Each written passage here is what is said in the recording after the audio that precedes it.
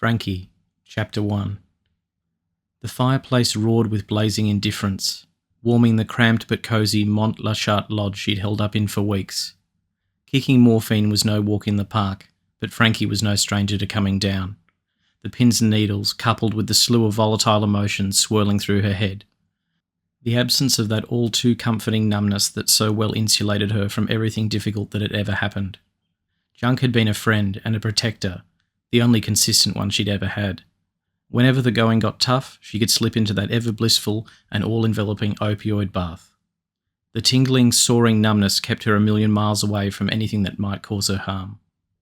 Frankie had no good reason to clean up. She'd fallen too far, unemployed, unexcited, and unconvinced that life had anything more to offer than another kick in the guts, another broken relationship, another failed attempt at being a part of the system of self-advancement that would never satisfy her opioid-addled soul. If she died, who would know, and who would care? Junk stopped all those hopeful internal musings about what life might still offer her by some infinitesimal chance, and now she'd stopped using, some of that suppressed hope had begun to creep back in. In her moment of sober clarity, Frankie couldn't help but think of him. It was the first time in a long time her mind had been straight enough to let his memory wash over her. He'd been the only man who'd ever quelled her angst, who ever made her feel loved. He was the only one who ever came close to making her feel understood and unalone. He bridged the ever-abyssal gap between friend and lover and made life seem to her like something entirely different to what she had known. The last time they had eloped had not ended amicably, and Frankie's pride was too great to reach out and extend her hand in reconciliation. How could she have distanced herself so far from someone who loved her so much? Losing herself in the arts at times offered her some measure of respite and shelter from her overactive mind. Frankie stared at her canvas, unable to conjure anything but the banal and the pedestrian.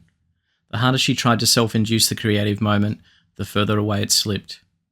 Going for a walk would usually stir the creative juices, but the weather outside was prohibitively cold.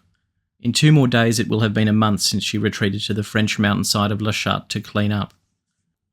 It had been a successful detox in the physical sense, but the mental anguish caused by the lack of her opiate security blanket had forced her to confront the ghost she'd thought long forgotten. The anguish was a sort of grief, like the death of a loved one, not that she'd really lost anyone to death in her life, but she'd lost someone she loved, and worse being, he was still out there.